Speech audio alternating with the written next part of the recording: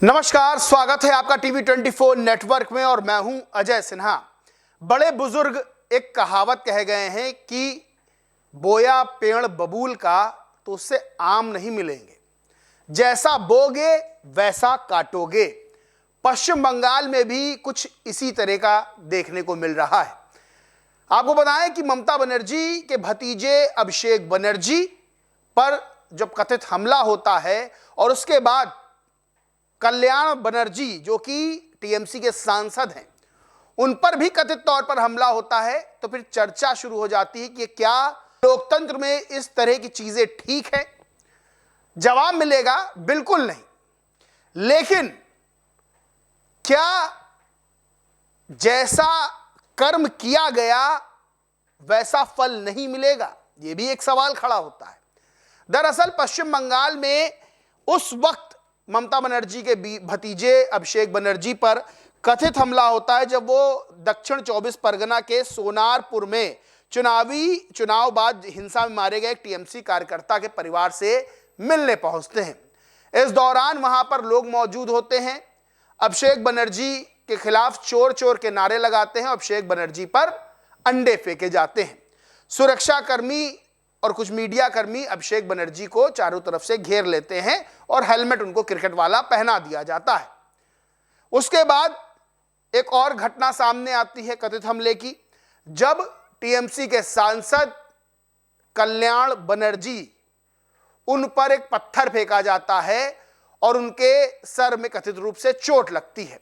इसके बाद कल्याण बनर्जी सड़क पर गिर जाते हैं और वहां भी कल्याण बनर्जी के खिलाफ नारे लगते हैं। फिर चर्चा शुरू हो जाती है। विपक्ष भारतीय जनता पार्टी पर आरोप लगाता है, टीएमसी भारतीय जनता पार्टी पर आरोप लगाती है कि यह हमला भारतीय जनता पार्टी ने कराया है। लेकिन हमले का सच क्या है वो भी अब निकल कर बाहर आ रहा है। उससे पहले आपको बताएं कि अभिषेक बनर्जी और कल्याण बनर्जी ने क्या क्या बयान दिए थे जब पश्चिम बंगाल में टीएमसी की सरकार थी। वैशाली पोद्दार नाम की ट्विटर यूजर है, वो लिखती हैं, कल्याण बनर्जी को आज दिन में पत्थर लग गया तो लोकतंत्र खतरे में दिखाई देने लगा। लेकिन 3 नवंबर को यही कल्याण बनर्जी कह रहे थे कि शुवेंदु अधिकारी और सुकांत मजूमदार बिना सुरक्षा के आए तो जिंदा वापस नहीं जा पाएंगे। तब ना लोकतंत्र खतरे में था, ना राजनीतिक हिंसा पर कोई चिंता दिखाई दी थी। कल्याण बाबू, कर्म आपका पीछा नहीं छोड़ता, जैसा बोगे वैसा काटोगे। दूसरों के लिए जो माहौल तैयार किया जाता है एक दिन वही माहौल अपने दरवाजे पर भी आ खड़ा होता है। वहीं अपूर्वा सिंह नाम की ट्विटर यूजर हैं, लिखती हैं, ये वीडियो ज्यादा से ज्यादा शेयर करें। बंगाल के अंदर तत्कालीन बीजेपी अध्यक्ष जेपी नड्डा जी पर टीएमसी के गुंडों द्वारा हमला हुआ था। इस पर अभिषेक बनर्जी ने कहा था, ये तो जनता का गुस्सा है, इसमें मैं क्या कर सकता हूं। लोगों के आक्रोश का प्रकोप मेरी जिम्मेदारी नहीं है। दरअसल जब टीएमसी की सरकार पश्चिम बंगाल में थी, बीजेपी नेताओं का पश्चिम बंगाल में घुसना मुश्किल होता था।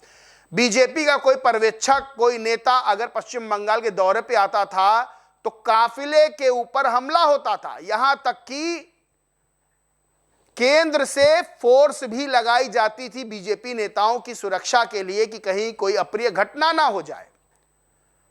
अमित शाह को भी मामले का संज्ञान लेना पड़ता था। ये स्थितियां थीं। आज जब टीएमसी के नेताओं पर कथित हमले हो रहे हैं तब लोग ये सवाल खड़े कर रहे हैं कि जब आपकी सरकार थी और बीजेपी पर हमले हो रहे थे और आप खुले तौर पर धमकी दे रहे थे, तब जो आपने किया था आज उसी का नतीजा भुगतना पड़ रहा है। अपूर्वा सिंह नाम की ट्विटर यूजर हैं, वो लिखती हैं, ये वीडियो 2 मई 2021 का है। इसी दिन बंगाल चुनाव का रिजल्ट आया था। बीजेपी नेता शुवेंदु अधिकारी ने हल्दिया सीट पर ममता बनर्जी को हरा दिया था, जिसके बाद वो अपनी जीत का प्रमाण पत्र लेने गए थे, तभी टीएमसी के गुंडों ने उन पर हमला किया। उनकी गाड़ी पर पत्थर फेंके गए थे। क्या स्थितियां थी। यानी बीजेपी के नेता जीत का प्रमाण पत्र लेने जाता है, उस पर भी हमला कर दिया जाता है। आज वही नेता पश्चिम बंगाल का मुख्यमंत्री है। आज वही नेता टीएमसी को धराशायी कर चुका है, ममता बनर्जी को चुनावी रूप से धराशायी कर चुका है। आज लोग वहां टीएमसी नेताओं के खिलाफ चोर चोर के नारे लगा रहे हैं, ममता बनर्जी के खिलाफ भी चोर चोर और फाइल चोर के नारे लगाए जा रहे हैं। और जब इस तरह की चीजें हो रही हैं तब लोग वही पुराने बयान, वही पुरानी घटनाओं का जिक्र कर रहे हैं। बड़ी बात यह है कि ये जो हमला कथित हुआ है, अब इसमें लोगों की गिरफ्तारी हो रही है और निकलकर सामने ये आ रहा है कि ये तो टीएमसी के ही कार्यकर्ता हैं और ये आपसी फूट में ही हमला किया गया। दरअसल अमित मालवीय हैं बीजेपी के आईटी सेल प्रमुख, वो लिखते हैं बड़ा चौंकाने वाला खुलासा, अभिषेक बनर्जी पर हमले के सिलसिले में गिरफ्तार किए गए 6 लोग कथित तौर पर तृणमूल कांग्रेस की पूर्व विधायक लवली मैत्रा के लगभग 1 महीने पहले तक करीबी सहयोगी थे।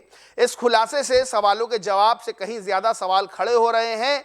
क्या ये महज एक अलग थलग घटना थी या तृणमूल कांग्रेस के भीतर चल रही गहरी गुटबाजी की लड़ाई का संकेत है?